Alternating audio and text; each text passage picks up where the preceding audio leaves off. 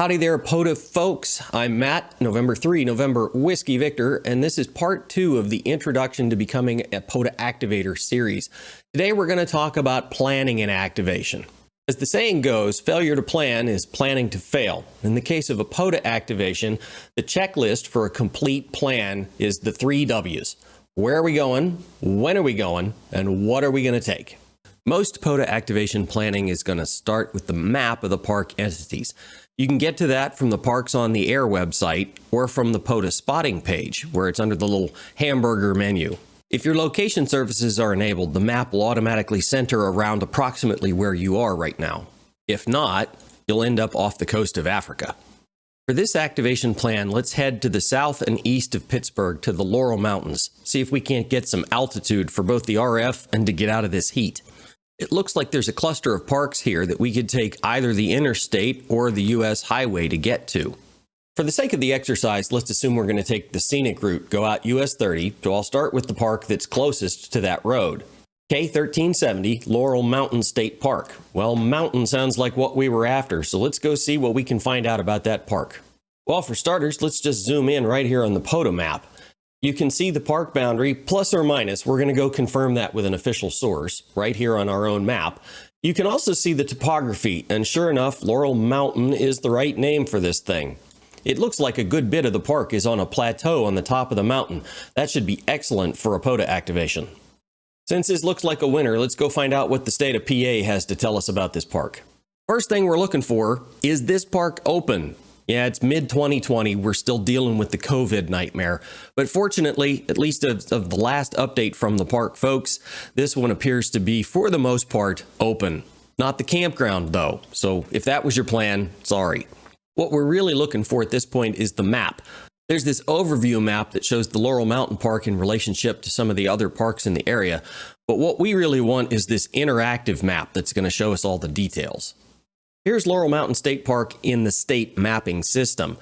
If you compare the information here to the information on the POTA map, you can see that this plateau that's in the bottom half of the park on the map is where this Summit Ski Road goes. So our plan probably should be to follow along this road, find a park facility someplace on here where we can set up shop, because that'll have us up on the plateau. The other thing the state map shows us clearly is that there is a boundary between Laurel Mountain State Park and this dark green area down here, which turns out to be Forbes State Forest. If I go back to the POTA map for a minute and zoom out a little bit, you'll see this yellow dot down here is the one for Forbes State Forest. So it has a park designator and could be activated. And just looking at the POTA map, you might think, well, all of this green stuff has got to be the state forest, so the state park is in the forest. That's a twofer, right? No. According to the official sources, these are separate entities. The property doesn't overlap. In fact, it turns out they're owned and operated by different agencies. So unfortunately, as much as it looks like it ought to be on the map, no twofer here. The other thing that caught my eye in the official source here is this little orange line down in the bottom, the Laurel Highlands Hiking Trail. I don't know if that trail is part of the POTA system, and it's not within 150 feet of the park I was planning to go to anyway, but it does run up here into some green, and lots of trails are in the system. So let's slide on over here and see what we're getting into. So it turns out there's another state park that sort of wraps around the corner here called Laurel Ridge State Park. And this Laurel Highlands Trail runs right through the middle of it. In fact, it goes all the way up here to the north and zigs around the park. Almost is built around the trail.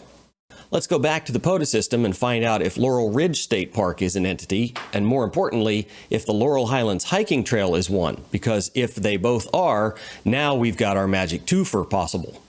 So going back to the POTA map, here's the Laurel Mountain State Park. And you go around the corner and you see, well, there's a green border there. There's some green space. Here's another green border. It kind of looks like it has the same shape as it did on the other map, but there's no yellow pin there. There's nothing to indicate that that is in fact part of the POTA system. We're going to have to check it out another way. And the easy way to go find a specific park is to log into the parksontheair.com website and use one of the park stats search tools. I'm going to pick stats by location. Scroll the list down to Pennsylvania and hit submit. And the list that comes up is by default sorted by park designator, but you can click on a column and sort it. I'm going to pick park name. Scrolling down to the L's, bingo, K1371, Laurel Ridge State Park. Been activated successfully 5 times for a total of 164 QSOs. But the important thing for us, this park is in the POTA system. Not to belabor the point, but this happens a lot, so I want you guys to understand why there was no yellow pin in that park. If we go back to the web page for this park, you'll see here's this piece we're looking for, Laurel Ridge State Park. But if you look down at the bottom of this circular map picture, there's another piece of Laurel Ridge State Park. Laurel Ridge, like many state parks, is busted up into a whole bunch of pieces. There are, I think, 7 or 8 of them spread throughout the middle of the state that all qualify as the same park. But in the database that drives the POTA map, there's only one set of latitude and longitude coordinates for a given park. So you got to pick one to put the yellow dot in. Here's our Laurel Mountain State Park. We just verified that right up here is Laurel Ridge. But it turns out the dot for Laurel Ridge is all the way down here, well south of Seven Springs Ski Resort. Just the nature of cartography. It's a complex data set, and the reality is to do this effectively, you're going to have to learn how to use a couple of sources of data. Going back to the park stats, you'll remember we got into this whole mess because we were looking for a twofer. We were hoping to find the Laurel Highlands Hiking Trail as one of the park entities. But it's not looking good. Here's Lackawanna State Park and here's Laurel Hill. The Laurel Highlands Hiking Trail would be right in between those two if it were in the system. Just as an aside, there's a great resource for investigating those trails. The National Park System maintains another one of these web-based GIS systems that lays them all out. If we start zooming in here to where we're looking in Pennsylvania, well, I don't know. It sure looks like there's a trail here, the Potomac Heritage National Scenic Trail. In fact, zooming into where we were, here's Laurel Mountain State Park. You go around the corner, here's Laurel Ridge State Park. And I'll be darned, one of those pink lines runs right through the thing. You don't suppose? Well, what do you know? It turns out that Laurel Highlands Hiking Trail is actually part of the Potomac Heritage Trail. Well, that's part of the National Trail System. Let's verify that by going back to the Parks on the Air website. This time I'm going to pick parks by entity because I want to search the entirety of the U.S. Wait for the page to fully load, which will take a minute. And then when I start to type Potomac in the search box, look what I find. The Potomac Heritage Trail, K4564. So what does that all mean? Well, basically, it means if I've only got time to deal with one activation, I'm going to probably head for Laurel Ridge State Park. I'm going to go somewhere in here, find one of these facilities, hike back to within 100 feet of the trail, and set up where I can activate both the park and the trail at the same time. I can give hunters 2 park designators, and I'll be submitting 2 separate logs with the same QSOs in them. Double your fun for no more work. All right, now that we finally know where we're going, let's figure out when we're going to go. Step 1 is to make sure the park is open. This park had the same COVID information as the other one, so we're okay there. The park hours are dawn to dusk, essentially, so no late shifts at this one. Another thing worth checking, at least when times are better than they are under COVID-19, is the park event calendar. If there's a major event going on at the park, space to set up a ham radio station away from everybody else may be at a premium. The last thing we need to double check while we're on the park website is whether or not there's going to be a permit required to do an activation there. If you're running a mobile rig and your activation plan is to sit in the parking lot in your car, then you got a 99% or better chance of going completely unnoticed. Discretion is the better part of valor. Putting an 80-meter dipole up in a bunch of trees and flying a flag from the coax is another matter entirely. In some park systems, a POTA activation will be considered a special activity and will require some sort of an application for a permit, usually with an associated fee. When in doubt, check it out. Every park will provide some sort of contact information that you can use to get the full scoop on the rules and regs for your planned activation.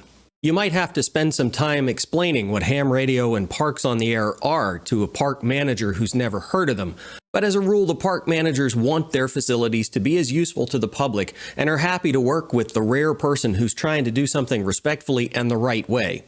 Next thing is a quick weather check, especially if you're headed to very different terrain from where you are right now. You need to make sure you're looking at a forecast that is appropriate for where you're headed, not where you are. Looks like any time over this weekend will be fine, and a good 10 degrees cooler in the mountains than here at home. Now that we've figured out where we're going and when we think we're going to go there, the next thing is to schedule the activity. That's from the parksontheair.com website under Activity and Scheduling. The existing scheduled activations come up at the top of the page, and the form to enter a new one is down here at the bottom. The form to schedule an activation is relatively straightforward. Do remember to put the dash in your park designator, and you're probably better off picking the start and end date from the calendar rather than trying to type it in. The planned frequencies box is pretty liberal with what it will accept. You can put in numbers, letters, you can put in meters or not, or frequencies, pretty much whatever suits you. And likewise for the comments box. There's only one spot for a park designator, so we'll mention the twofer down here. Now, technically, scheduling an activation is a completely optional activity. There's no requirement that you put yourself onto this list, but people do appreciate knowing where you're going to be and when so they can plan their shack time accordingly. Phew. Okay, I know this was a long one as POTA videos go, but planning really is the most important part of any activation, especially if you care about it being successful. So fewer headaches and more time for QSOs. What's not to love?